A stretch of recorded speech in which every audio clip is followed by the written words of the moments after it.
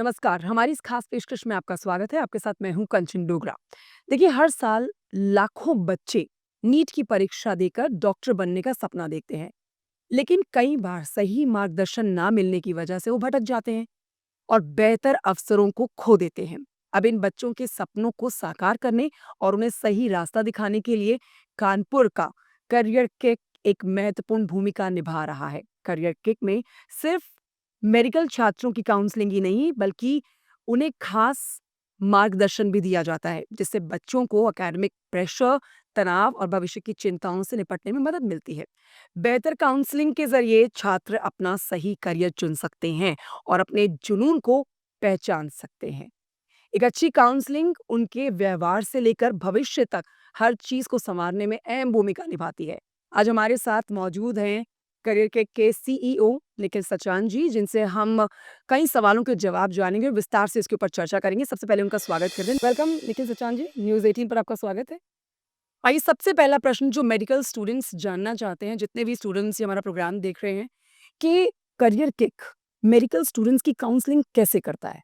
Career के NEET के name से एक यूट्यूब चैनल है जिसमें 1 लाख प्लस सब्सक्राइबर हैं, जिसमें हम लोग लास्ट 7 ईयर से काउंसलिंग पर सपोर्ट कर रहे हैं कंप्लीट इंडिया। मेडिकल के काउंसलिंग्स में से लोग सिर्फ एमबीबीएस को समझते हैं, जिसमें से हम डिफरेंट जो सेगमेंट में जो कोर्सेस हैं जो कि नीट के बेसिस पर ले सकते हैं।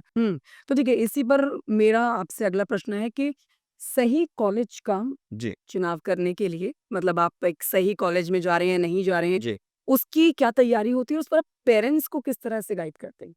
पेरेंट्स के लिए सबसे इम्पोर्टेंट चीज़ है कि बच्चे का जो भी स्कोरिंग आया है, तो बहुत बार पेरेंट्स मिसगाइड हो जाते हैं। मिसगाइड ऐसे हो जाते हैं कि स्कोरिंग कम होती है और उनको लगता है हमारे बच्चे को टॉप कॉलेज नहीं मिल रहा है। हुँ, तो टॉप कॉलेज के लिए तो स्कोरिंग होनी चाहिए, बट स्कोरिंग अगर नहीं है तो एज़ पर द रैंक उसको जो भी कॉलेज मिल रहा है, उसको स्पेसिफिक उसी कॉलेज के लिए शॉर्टलिस्टिंग करना पड़ता है। हुँ। उसके लिए करियर किक ने एक एआई टूल डेवलप किया हुआ है जिसके जिसके बेसिस पर हम लोग कॉलेज को शॉर्टलिस्ट करते हैं। रैंक अगर कोई पुट डाउन करेगा तो कॉलेज शॉर्टलिस्ट हो जाता है और वो पेरेंट्स को काफ़ी हेल्प करता है। और ये भी एक प्रश्न उठेगा, जो स्टूडेंट्स हमारा ये प्रोग्राम देखेंगे, कि एमबीबीएस के अलावा और किन कोर्सेज़ में वो एंट्री ले सकते हैं या फिर अपना एडमिशन ले सकते हैं? उस पर ज़रा डिटेल में हमारे। बियॉन्ड एमबीबीएस तो बहुत सारे ऑप्शंस है, बट बच्चों को नहीं मालूम होता है बिकॉज़ ये कोचिंग इंस्टीट्यूट्स में ही माइंड में सेट कर दिया जाता है या घर पे सेट कर देते हैं कि नीट मतलब एमबीबीएस। बट नीट के बियॉन्ड बहुत सारे कोर्सेज आते हैं। वो अगर इंडिया में उसका नहीं हो रहा है बहुत सालों से, तो वो अब्रॉड से एमबीबीएस कर सकता है। और बहुत सारे मेडिकल कोर्सेज हैं, लाइक आयुष कोर्सेज की अगर हम बात करें, बीएमएस है, बीएचएमएस है, बीयूएमएस है, बीएनवाईएस है, बीएसएमएस है और बीडीएस है। तो इनमें से बहुत सारे कोर्सेज़ वो इस पे भी सिलेक्ट आउट कर सकता है। एक फार्म डी भी कोर्स है, उसको भी बच्चे ले सकते हैं, काफ़ी अच्छा स्कोप उसमें रहता है। करियर किट एक ऐसा प्लेटफ़ॉर्म है निखिल जी, कि जहाँ पर आज के टाइम पे मेडिकल स्टूडेंट्स जो हैं वो इसके साथ जुड़ना चाहेंगे। जी। अच्छी स्टडी हर कोई चाहता है, लेकिन ऑप्शंस कम हैं। तो ऐसे में करियर किट बहुत सारे स्टूडेंट्स के लिए अच्छा ऑप्शन बन सकता है। तो आपकी प्रोफ़ाइल भी जानना ज़रूरी है जी। कि क्या चैलेंजेज़ आपने देखे, कितना स्ट्रगल आपने यहाँ तक पहुँचने में किया, उस पे भी डिटेल हमारे दर्शकों को दें। मैंने इस इंस्टीट्यूट को और काउंसलिंग सेंटर को मैंने स्टार्ट किया था 2017 में, जब मैं बीटेक सेकंड ईयर में था। और ऑन दैट टाइम जब मैंने अपने काउंसलिंग की थी, उससे मुझे आइडिया लगा कि देन इसमें तो बहुत सारा बच्चे कंफ्यूज हो रहे हैं, मिसगाइड हो रहे हैं, मिसलीड हो रहे हैं और रॉन्ग कॉलेज का सिलेक्शन हो जा रहा है, या जो नॉर्मल से कॉलेजेस हैं उनकी भी मार्केटिंग एक टॉप कॉलेज की तरह की जा रही है। तो एक डिफरेंशिएट करना बहुत डिफिकल्ट हो जाता है कि अच्छा कॉलेज कौन सा है और ख़राब कौन सा है। On that time we decide कि हम 2017 से मैंने स्टार्ट किया। हुँ। 19 से मैंने एक यूट्यूब चैनल क्रिएट किया जिसका करियर एक नीट नेम है, जिसमें हम बच्चों को कंसिस्टेंटली गाइड कर रहे हैं। और उसमें चैलेंजेस तो बहुत सारे आते हैं, बिकॉज़ इसमें बहुत सारे एक तरह से ब्रोकर्स जो फ्रॉड करते हैं, हुँ। जिसमें बहुत बार न्यूज़ क्लिप्स में निकलता है कि लाखों रुपए कोई लेके चला गया एक मेडिकल सीट के नाम पर। तो इन चीज़ों को हम अवेयर करते हैं कि only the single mode in medical counselling, कि आप सिर्फ काउंसलिंग के बेसिस पर, मेरिट के बेसिस पर ही अलॉटमेंट ले सकते हैं। There is no direct mode of admission. तो इसलिए पेरेंट्स को बहुत ओवर एक्सपेक्टेशन रखने की नीड नहीं है। जो एक्चुअलिटी है, जो रियलिटी है, वो उनको समझने की ज़रूरत है और एक्सेप्ट करने की नीड है। तो निखिल जी, आपने कहा कि 2017 से आपने जी। अपने इस प्लेटफ़ॉर्म की शुरुआत करी। जी। फिर भी हम कहेंगे कि बहुत कम समय में आपने एक अच्छा जो है टारगेट अचीव करा है। तो इस बीच जो ये आपका स्टार्टअप है, तो जिन लोगों का अपना स्टार्टअप वो इस तरह से बिल्ड करते हैं, उन्हें फेलियर्स क्यों मिलते हैं? बहुत सारे चैलेंजेस आते हैं। मैंने इस स्टार्टअप को स्टार्ट किया था 50,000 रुपीज़ से, और लास्ट मतलब 3 साल पहले 2022 में हम लोग 50 सीआर टच कर गए थे। बट उसके बीच में कोविड भी आया, जिससे बहुत कुछ सीखने को मिला। और बहुत सारी मिस्टेक्स भी की। तो एज एन एंटरप्रेन्योर मैं ये बोलूँगा कि जो इनिशियल जो आप टीम बिल्डिंग करें वो बहुत अच्छी टीम होनी चाहिए जिसका एक विजन स्ट्रांग हो। हम्म। तो मेरी टीम थोड़ा सा लेट बिल्ड हुई, तो अदरवाइज हम और अच्छा कर रहे होते। लेकिन चैलेंजेस के साथ-साथ एक और चीज़ है कि बहुत सारी जो फेलियर्स आप कुछ-कुछ चीज़ें शुरू करते हैं, उनमें आपको नाकामी मिलती है, तो कहीं न कहीं मोरल भी टूटता है कि करें या ना करें। उसके लिए सबसे अच्छा चीज़ ये है कि मेरे अंदर पेशेंस बहुत अच्छा है। तो जितना अच्छा पेशेंस होगा उतनी आप लंबी जर्नी तय कर सकते हैं। तो इसलिए कुछ बड़ा अगर तय किया है तो उसके लिए समय भी चाहिए होगा और डिसीजन मेकिंग स्किल्स भी होनी चाहिए और समय-समय पर अ, नेक्स्ट स्टेप के लिए मूव करना पड़ता है। और अच्छी टीम को अगर बिल्ड करेंगे, आज के टाइम पे हमारे पास 200 प्लस टीम मेंबर का साइज़ है और जिसमें हम 2 ऑफिसेस रन कर रहे हैं, एक कानपुर में और एक नोएडा में। तो थोड़ा-सा चैलेंजेस तो आते हैं नया मार्केट में अपना एक स्पेस बनाने के लिए, एक नई लॉबिंग डेवलप करने के लिए, बिकॉज़ मेरे पास बच्चा काउंसलिंग करने के लिए हर हर जगह से आता है। करेक्ट। तो बहुत बार क्या होता है कि जब बहुत कुछ यूनिक और बहुत मिनिमम प्राइस में कुछ मिल रहा होता है, तो इन शॉर्ट वे में बहुत जल्दी से ऑडियंस रीच आउट करती है। तो similar happen with career kick, जब मैंने ग्रेटर नोएडा में यहाँ पर ऑफिस ओपन किया, तो जितने भी नियर अबाउट के पेरेंट्स और स्टूडेंट्स थे, वो बहुत ईज़ी वे में मुझे रीच आउट कर ले रहे थे।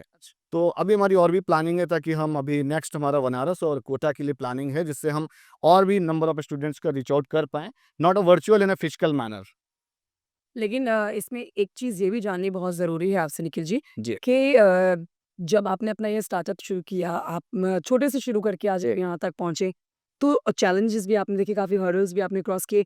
लेकिन आप आज इस कॉम्पिटिशन के टाइम में जहाँ पर बहुत सारे आपको कॉम्पिटिशन में इंस्टीट्यूट्स मिलते हैं ऑनलाइन, चाहे ऑफलाइन जैसी भी आप सोचें, तो उसमें आप ऐसी कौन-सी स्पेशल सर्विसेज़ स्टूडेंट्स को प्रोवाइड करते हैं ताकि वो आपके साथ जुड़ें? इसमें मैं बोलूँगा मेरा मैम कोई कॉम्पिटिटर नहीं है, बिकॉज़ जितने भी एडुटेक हैं, वो सारे direct admission based services provide करते हैं या वो लीड बेस्ड मॉडल है। करियर किक सर्विसेज़ की यूएसपी ये है या उसकी स्ट्रेंथ है, वो ये है कि हम लोग काउंसलिंग बेस्ड मॉडल पर वर्किंग है। इट्स मीन कि वो इंजीनियरिंग की काउंसलिंग हो, आईआईटी जेईई की हो या मेडिकल काउंसलिंग हो, या जो भी काउंसलिंग बेस्ड कोर्सेज़ हैं उन पर ही वर्कआउट कर रहे हैं, specially not in direct admission. और हम जो भी कैपिटेशन एडमिशन्स होते हैं उनको भी हम अवॉइड करते हैं। हमारी एक्सपर्टीज़ यही है कि उसको हम काउंसलिंग से ही रिज़ॉल्व कर दें, कि बच्चे को बहुत ज़्यादा पैसा भी नहीं देना पड़े और बहुत मिनिमम फीस स्ट्रक्चर में वो क्वालिटी ऑफ एजुकेशन कैसे पा सकता है, उसको शॉर्टलिस्ट करके देना ही हमारे लिए सबसे बड़ा टास्क तो होता है। ये तो बहुत बड़ा एक बच्चों के मन में असमंजस रहता है, जी, खास तौर पर इस फील्ड में कोर्स चुनने के लिए। जी। तो उसमें आप कैसे बच्चों को काउंसल करते हैं? उनको काउंसल करके उनको उस दुविधा से बाहर निकालते हैं? कैसे कोर्स सिलेक्शन करवाते हैं आप? कोर्स सिलेक्शन का बहुत ईज़ी तरीका है, उसके लिए बच्चे से मुझे वन टू वन इंटरैक्ट करना पड़ता है और उसकी हम कुछ एक बेसिक साइकोमेट्रिक टेस्टिंग करते हैं, जिसके बेसिस पर एक आउटकम्स आता है कि उसको कौन से कोर्स लेने चाहिए या बच्चे के अंदर क्या पोटेंशियल है, क्या स्ट्रेंथ है या किस में वो अच्छा कर सकता है। उसके बेसिस पर हम बच्चे को कुछ कोर्सेज़ सेलेक्ट करते हैं और जो भी ट्रेंडिंग कोर्स होते हैं कि हम बच्चों को गाइड करते हैं कि आप ट्रेंडिंग कोर्स के साथ-साथ अपने पैशन को भी रख सकते हैं। बिकॉज़ आज के टाइम पे बच्चों का सबसे बड़ा टास्क यही है कि उनको पैशन भी अपना कैरी करना है। बिल्कुल। वो 10th में भी है या 12th में भी है, तो अभी से उसका सारा कुछ डिसाइडेड है। हुँ। बट टाइम आते ही चीज़ें चेंज होती हैं, तो ये चीज़ उसको थोड़ा-सा माइंड पे उसको पुट डाउन करना पड़ता है कि जब आप और आगे जाओगे नेक्स्ट स्टेप पे, तो आपके डिसीजंस चेंज होते हैं। तो वेट फॉर दैट टाइम कि आपका अभी ये विज़न नहीं है, बट शुरू कहीं से होता है और आप जाते कहीं और हो। अच्छा, वैसे तो आप मुझे लगता है कि अपने गोल को अचीव कर जी, चुके हैं, जो आपने गोल सेट किया था क्योंकि लाखों स्टूडेंट्स आपके साथ जुड़े हुए हैं। जी। आगे फ्यूचर में इसको एक्सपैंड करने के लिए प्लानिंग्स जो आपकी हैं, वो बताएँ? अभी मेरी प्लानिंग ये है कि जैसे मैंने बोला कि वर्चुअल तो उतना रीच आउट नहीं किया जा सकता है, बिकॉज़ फिजिकल रीच आउट करने के अपने अलग बेनिफिट्स हैं। उससे क्या होता है कि जब पेरेंट्स फिजिकली आते हैं तो वो चीज़ें बहुत अच्छे से समझते हैं। वर्चुअल में क्या है कि जो इंडियन मार्केट अगर है उसकी अगर हम बात करें, तो पेरेंट्स बहुत बार बच्चे को वो प्रेशर करते हैं ठीक है। कि आपको यही करना है, या वो स्पेसिफिक कहीं पर भी किसी कोचिंग इंस्टीट्यूट में जाकर काउंसलिंग कराता है, तो वो अपने कोर्सेज़ को प्रमोट करते हैं इन जनरली। बट पेरेंट्स को बच्चे की चीज़ों को समझना चाहिए, बिकॉज़ वो कोर्स या वो जर्नी स्टूडेंट को तय करनी है। तो स्टूडेंट को वो डिसाइड करना, वो ऑप्ट करना बड़ा इम्पोर्टेंट होता है। लेकिन ऐसी सिचुएशन में बच्चे कई बार ड्रॉप कर देते हैं कि हाँ, मतलब मेबी उनको अपने पेरेंट्स से भी सपोर्ट नहीं मिल पाता या फिर उनका फ्रेंड भी कोई उसको उनको इस तरह से गाइड नहीं करता है।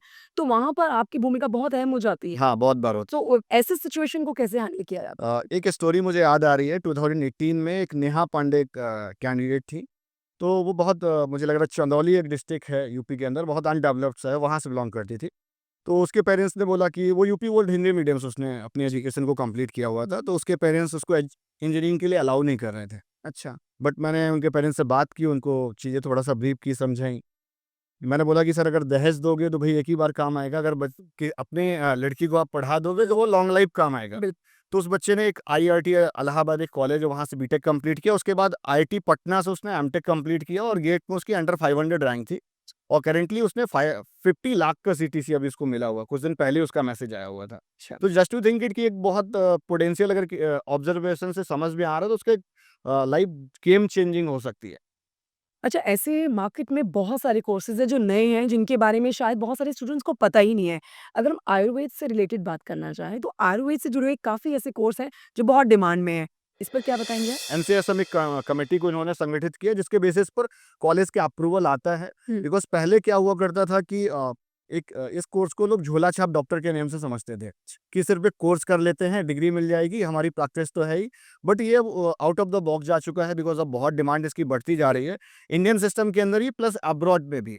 अब इसमें सबसे इम्पोर्टेंट चीज़ ये है कि अगर वो इंडिया के बाहर जाकर कर रहा है और पहले आयुर्वेद के बच्चे क्या करते थे, ये आयुर्वेदिक कोर्स तो कर लेते थे बट वो एलोपैथ में अपनी जॉब को कंटिन्यू कर रहे होते थे। ठीक है। अब क्या हो गया, आयुर्वेद का बच्चा सिर्फ आयुर्वेद में ही वर्कआउट कर रहा है। और कुछ दिन पहले मैं अभी एक उत्तराखंड में एक बहुत बड़ा इवेंट हुआ था आयुर्वेद का, उसमें मुझे लग रहा है 500 प्लस कंपनीज थी जिनके टर्नओवर मुझे लग रहा है 100 प्लस सीआर के होंगे। बट बच्चे अगर ये लेंगे तो बहुत अच्छा करेंगे और साथ ही साथ मैं ये बोलूँगा कि अगर थोड़ा-सा पैटर्न देखेंगे कि आयुर्वेद का मार्केट साइज़ जो हेल्थ केयर में वो पहले 5% था, आज के टाइम पे 25% क्रैक कर चुका है। और आयुर्वेद के साथ-साथ मतलब एलोपैथ के साथ-साथ बहुत सारे हॉस्पिटल्स ने इसको इंटीग्रेट करना भी शुरू कर दिया है। हुँ। मतलब फ्यूचर पॉइंट ऑफ व्यू से आयुर्वेद काफ़ी सेफ है। ऑप्शन है, वो सेफ भी है और अच्छा भी है, बिल्ड करने वाला है। जी। एक ये भी निखिल जी प्रश्न उठेगा ज़रूर कि नीट की काउंसलिंग के लिए आप बच्चों को क्या टिप्स देंगे? नीट की काउंसलिंग बड़ी इंपॉर्टेंट है बिकॉज़ इसमें एनएमसी एक बोर्ड है जो कि गवर्नमेंट ऑफ इंडिया ने बनाया है जिसके थ्रू एमबीबीएस के कॉलेजेस का इंस्पेक्शन होता है एवरी ईयर, जिससे पता चलता है कॉलेज का परमिशन है या नहीं है। गवर्नमेंट ने बड़ा ईज़ी कर दिया है कि आप एनएमसी की वेबसाइट पर जाकर उनके अप्रूवल्स को चेकआउट कर सकते हैं। दूसरा, इसमें बहुत सारे पोर्टल्स हैं, तो उन जो थर्ड पार्टी पोर्टल्स हैं, उनसे बच के रहना है। जो गवर्नमेंट ऑफ इंडिया का ऑफ़िशियल पोर्टल है, एक तो मेडिकल काउंसलिंग के लिए mcc.nic.in, तो उसको इसी पर काउंसलिंग करना है, इसी पर रजिस्ट्रेशन करना है। बहुत बार लोग क्या करते हैं, फेक पोर्टल्स बना देते हैं। सिमिलर पोर्टल डमी बनता है, लोग उस पे जाकर रजिस्ट्रेशन कर देते हैं। जी। तो इस तरीके से कहीं न कहीं मिसलीड हो जाते हैं, आउट ऑफ ट्रैक चले आते हैं। और दूसरा एक आयुष काउंसलिंग का पोर्टल है AACC.gov.in, तो बच्चों को उस पोर्टल पर जाकर पार्टिसिपेट करना चाहिए। जी। और ऑफिशियल जितनी भी इंफॉर्मेशन है उनको सारी की सारी ऑफिशियल वेबसाइट से लेनी चाहिए, व्हाट्सएप ग्रुप से लेनी चाहिए, बट उसको क्रॉस वेरीफाई करना चाहिए वो सही है या नहीं है। जी। और इसमें एक बहुत इंपॉर्टेंट है कि वो अपने सारे डॉक्यूमेंट्स ओरिजिनल ही रखें बच्चे, बिकॉज बहुत बार ऐसे लोग मिल जाते हैं जो उनको झांसा देते हैं हुँ, कि भाई करेक्ट। आपको एक लो स्कोरिंग पर भी अच्छे ऑप्शंस मिल जाएंगे, बट ऐसा कुछ भी नहीं होता है। मेरे पास भी बहुत बार पेरेंट्स आते हैं कि सर आप मेरे से पैसे ले लीजिए और मेरा एडमिशन किसी अच्छे कॉलेज में करा दीजिए, but practically it is impossible, ऐसा असंभव है। संभव होने के कोई भी चांसेस नहीं है और इंडिया के अंदर कोई भी मैनेजमेंट कोटा नहीं है। हुँ। मैनेजमेंट कोटा के नाम पे लोग ये समझते हैं कि पेड सीट है कि हम पैसा देंगे और हमको एडमिशन मिल जाएगा। आज भी पेरेंट्स बहुत परेशान रहते हैं बिकॉज़ बच्चा उनके सालों से प्रिपरेशन कर रहे हैं, उसको सीट तो मिल नहीं पा रही अच्छे कॉलेज में, बट पेरेंट्स की एक्सपेक्टेशंस थोड़ी-सी ज़्यादा हैं। तो वो सोचते हैं कि हम कहीं न कहीं कुछ बच्चे के लिए कुछ अच्छा कर दें, बिकॉज़ हर पेरेंट्स यही चाहते हैं। तो पेरेंट्स से ये रिक्वेस्ट है यार कि आप इन चीज़ों पे ना जाएँ और आप काउंसलिंग करें और अच्छे से काउंसलिंग की गाइडलाइंस को रीड करें। मैं ज़रूर जानना चाहूँगी कि बहुत सारे बच्चे आपके पास जो आते हैं, साल भर में कई स्टूडेंट्स आते जी। हैं। एक तो ये बताइएगा कितने साल में आप कितने बच्चों की काउंसलिंग करते हैं? और उनमें से कुछ चुनिंदा ऐसे ज़रूर होते होंगे जिनके ऊपर ज़्यादा मेहनत करनी पड़ती होगी। कोई ऐसे ट्रिकी केस होते होंगे जिन पर आपको काउंसलिंग में ज़्यादा मेहनत जी। करनी होती होगी? लास्ट ईयर मैंने करीब 2 लाख बच्चों की काउंसलिंग की है हमारी टीम ने और उसमें से बहुत सारे बच्चों की आज भी हम 1 टू 1 इंटरेक्शन करते हैं, बिकॉज़ इंटरेक्शन करना पसंद है। और मुझे लगता है कि अगर मैं थोड़ा-सा अनहेल्दी फ़ील करता हूँ, तो बच्चों से बात करता हूँ, तो मैं ठीक हो जाता हूँ। एक सवाल मेरे मन में ये भी आ रहा है निखिल जी कि जैसे हमने स्कूल पास आउट किया, जी। चुनिंदा कोर्सेज़ होते थे, पेरेंट्स इवन जो बोलते थे हम वही कोर्स जो ऑप्ट कर लेते थे। हुँ। पेरेंट्स ने बोला ये करो बेटा, ये मार्केट में है, ये डिमांड में है। लेकिन आज के टाइम पे इतने कोर्सेज़ हैं और इतना कॉम्पिटिशन है, तो बच्चों को जो आप उनकी काउंसलिंग करते हैं, वो ऐसा कौन-सा आप बच्चे की नब्ज़ पकड़ते हैं जी। या ऐसा कौन-सा पॉइंट पकड़ते हैं जो बच्चे को एक्सप्लेन करने के लिए बहुत ईज़ी हो जाता है? इसमें सबसे इम्पोर्टेंट चीज़ है, जब हम बच्चे से बात करते हैं, देखो उसकी प्रोफाइलिंग करते हैं, जिसमें एक उसकी फैमिली की नीड क्या है, कि अब बच्चा क्या चाह रहा है, बच्चा क्या करना चाह रहा है, उसका पैशन क्या है, उसकी हॉबी क्या है और उन्होंने अभी तक क्या शॉर्टलिस्ट किया हुआ है। क्या हम उससे बेटर कुछ उसको सजेस्ट कर सकते हैं? तो बहुत बार बच्चे क्या होता है कि बहुत छोटा-सा अपना टास्क डिसाइड करते हैं बट वो कर अच्छा सकता है। तो उसको हम लोग टास्क दे देते हैं कि आप यहाँ और हमें पता ही नहीं हाँ, होता कि हम ये पता ही नहीं होता कि हम क्या कर सकते हैं। तो उसको अगर आप टास्क देते हैं तो वो बहुत बार कर ले जाते हैं। तो इसलिए उनको अच्छे ऑप्शंस देने पड़ते हैं। हुँ, बिल्कुल। तो ऐसे में सिचुएशन को हैंडल करना बखूबी जानते हैं और इसीलिए शायद करियर किक के साथ लाखों बच्चे जुड़ रहे हैं। तो बच्चे आपके पास सालों-साल आ रहे हैं, लाखों की संख्या में बच्चों की बढ़ती जा रही है और ये ग्राफ आपका काफ़ी ऊँचा जाता हुआ नज़र आ रहा है। तो क्या आप स्कॉलरशिप देते हैं उन्हें? बहुत बार क्या होता है कि बच्चों में पोटेंशियल बहुत अच्छा होता है और उनकी स्कोरिंग बहुत अच्छी होती है। वो लाइफ में कर बहुत अच्छा रहे होते हैं, बहुत बार उनके पेरेंट्स नहीं होते हैं या होते हैं तो बहुत लोअर मिडिल क्लास बैकग्राउंड से हैं, वो अपनी फीस नहीं अफोर्ड कर सकते हैं। हुँ। तो हमारी कंपनी हर साल 10 बच्चे शॉर्टलिस्ट करती है। अच्छा। एक शिक्षा समागम हम लोग प्रोग्राम करते हैं, उसमें हम लोग बच्चों को स्कॉलरशिप देते हैं। और इस ईयर भी हमने काफ़ी सारे बच्चों को शॉर्टलिस्ट किया हुआ है, जिनकी हम जो भी कॉलेज में जाता है, वो गवर्नमेंट कॉलेज में जाएगा तो उसकी जो भी ट्यूशन फी होगी वो करियर किक पे करता है। हुँ। ये बहुत बड़ी बात है और शायद इसी वजह से भी आपका जो ये वेंचर आप कहिए, बिज़नेस कहिए या फिर आपका जो ऑनलाइन ये प्लेटफ़ॉर्म चल रहा है, ये दिन तरक्की भी कर रहा है। मैं पढ़ रही थी इसकी डिटेल के बारे में कि लास्ट ईयर 2024 में आपका जो सक्सेस रेट था, वो 100% जी। तो उसके पीछे का यही राज़ है। हाँ, इन जनरली क्या होता है कि 100% सक्सेस रेट नहीं रहता है बिकॉज़ काउंसलिंग में क्या होता है कि प्रेडिक्शन होती है हाँ। और प्रेडिक्शन 100% सक्सेस नहीं हो हुँ, सकता बिकॉज़ मेरे लास्ट ईयर के जो ग्राफ्स थे 80% 90% सक्सेस रेट हुआ करते थे बट हुँ। लास्ट ईयर ऐसा हुआ कि 100% हमारी टीम ने एक्यूरेसी दी बिकॉज़ बहुत कुछ चीज़ें हम लोगों ने भी एनहांस की बिकॉज़ जो हमारा जो प्रेडिक्टर है एआई वाला, वो काफ़ी हेल्प कर रहा है हमारी टीम को जिससे बच्चे को समझाने में और कॉलेज को शॉर्टलिस्ट करना बड़ा ईज़ी हो जा रहा है। ठीक है। तो लास्ट ईयर हमारी टीम ने जो भी रैंक के बेसिस पर बच्चे को प्रॉमिस किया हुआ था कि ये वाला कॉलेज मिलेगा, 100% वही रिजल्ट्स आए। तो अब ये भी बता दीजिए कि आप कौन से एआई मॉड्यूल का इस्तेमाल करते हैं? जो एआई मॉड्यूल है वो career kick predictor dot in के नेम से वेबसाइट है, उस पे बच्चा जाकर फ्री ऑफ कॉस्ट प्रेडिक्ट कर सकता है। बहुत बार क्या होता है कि गूगल में बहुत सारा डेटा है, उसको एनालाइज़ करना, शॉर्टलिस्ट करना कि कौन-सा डेटा सही है, कौन-सा गलत है, वो मुश्किल होता है और उसके लिए बच्चा इस वेबसाइट को विज़िट कर सकता है, जिसमें जाकर वो ईज़िली शॉर्टलिस्ट कर सकता है। हुँ। वो अपने कोर्स भी शॉर्टलिस्ट कर सकता है, कॉलेज उसके लिए कौन से अच्छे मिल रहे हैं, वो भी शॉर्टलिस्ट कर सकता है और वहाँ पर बहुत ऑथेंटिक डिटेल्स दी होती है कि क्या हिडन फीस है, उसके क्या प्रोस कॉन्स है, कॉलेज रिव्यू भी वहाँ पर मिल जाते हैं। आखिर में मेरा निखिल जी आपसे क्वेश्चन रहेगा कि कंपटीशन बहुत है और अगर काउंसलिंग इंडस्ट्री में देखें तो बहुत ज़्यादा कंपटीशन है। आप चाहे ऑफलाइन चाहे ऑनलाइन आपको हर तरफ ही कई इंस्टीट्यूट्स मिल जाएँगे जो बच्चों की काउंसलिंग कर रहे हैं। लेकिन आप उसमें जिस तरह से लाखों बच्चे आपके साथ जुड़े हैं वो थोड़ा-सा आपको भीड़ से हट के बनाता है। तो आपके फ्यूचर आगे के गोल क्या हैं और कहाँ आप इस समय अपने आप को स्टैंड करता हुआ देखते हैं? मैं बोलूँगा इसमें मुझे अपने स्टूडेंट्स का बहुत सपोर्ट मिलता है और इनका सपोर्ट लाखों में है मेरे साथ में। मेरे चैनल्स की अगर मंथली व्यूवरशिप देखेंगे तो मिलियंस में है और हर साल लास्ट ईयर 2 लाख बच्चों को काउंसल किया हुआ था। हम लोगों ने 3000 से एडमिशन किए हुए थे मेडिकल की फील्ड में और 2000 के अराउंड हम अदर कोर्सेज़ में किए थे 5000 बस इस बार हमारी टीम का टारगेट है 11000 एडमिशन्स का और जिसमें से हम लोग बच्चों को 1 टू 1 इंटरैक्ट कर रहे हों ताकि उनको अच्छे गोल्स तक, अच्छे टारगेट्स तक पहुँचा पाएँ। और अगर हम पूरी इंडस्ट्री की बात करें, इस इंडस्ट्री में भई काउंसलर बनने के लिए कोई सर्टिफ़िकेट तो चाहिए नहीं होता है। गवर्नमेंट ऑफ इंडिया ने कोई ऐसा पोर्टल भी नहीं बना रखा है, हुँ। तो कैसे कोई किसी को सर्टिफ़ाई कर सकता है? उसके लिए मैं बोलूँगा कि आपको टेस्टिमोनियल्स देखने पड़ेंगे, फीडबैक्स देखने पड़ेंगे और आज के टाइम पे मेरे पास में इतना रेफरल आता है पेरेंट्स लेके बच्चे को आ जाते हैं कि सर ये हमारे फैमिली का दूसरा बच्चा है, आप इसको भी काउंसल करिए। इस इंडस्ट्री का एक जो बहुत बड़ा ड्रॉबैक है वो यही है कि कोई भी सर्टिफाइड ऑप्शन तो है नहीं कि देन ये अच्छे काउंसलर्स हैं, ये खराब हैं और इसमें बहुत बड़ा एक ट्रैप है मतलब एक मार्केटिंग ट्रैप है। हुँ। बिकॉज़ कोई भी एक छोटी कंपनी एडवर्टाइज़मेंट रन करे या कोई भी एक बड़ा कॉलेज रन कर रहा है, तो एडवर्टाइज़मेंट तो सिमिलर दिख रही है। एडवर्टाइज़मेंट से आप ये आइडिया नहीं लगा सकते हैं कि देन उसकी प्रोफ़ाइल बहुत लो है, एवरेज है या बहुत अच्छा है। जो बहुत अच्छे हैं आज के टाइम पे वो भी एडवर्टाइज़मेंट कर रहे हैं। तो इसमें बच्चों को ये शॉर्टलिस्ट करने में बहुत दिक्कत आती है कि क्या अच्छा है मेरे लिए, क्या खराब है और इसमें बहुत बार बच्चे मिसलीड भी होते हैं, मिसलीड करने वाले भी हैं और रॉन्ग ऑप्शंस भी देने वाले हैं। ऐसे बिकॉज़ इंडिया के अंदर अगर एजुकेशन में कुछ शॉर्टलिस्ट करना है, तो डायरेक्शन देने वाले बहुत कम लोग ही ऐसे हैं जो राइट डायरेक्शन दे रहे हैं। बिकॉज़ इसमें एक बहुत बड़ा मार्केट ट्रैप है जिसमें ऐसे कॉलेजेस हैं जिनकी सीट्स नहीं फिल होती हैं या उनके अप्रूवल्स ऑथेंटिक नहीं होते हैं। तो कैसे अप्रूवल्स को चेकआउट करना है उनके लिए ऑफ़िशियल वेबसाइट होती हैं, वहाँ से चेकआउट करने चाहिए। जैसे इंजीनियरिंग के लिए है तो एआईसीटी से वो जाकर चेकआउट कर सकता है कि ऑथराइज़्ड है या नहीं है। और वो बहुत सारे ऑथेंटिक इन्फ्लुएंसर्स के वो प्रोज कॉन्स के जो रिव्यू रहते हैं, पूरे कॉलेज रिव्यू रहते हैं यूट्यूब चैनल्स पर, उसको जाकर देख सकते हैं। ये थोड़ा सा ईजी हुआ है। दूसरा, डॉक्यूमेंट बहुत इंपॉर्टेंट होते हैं इस काउंसलिंग में।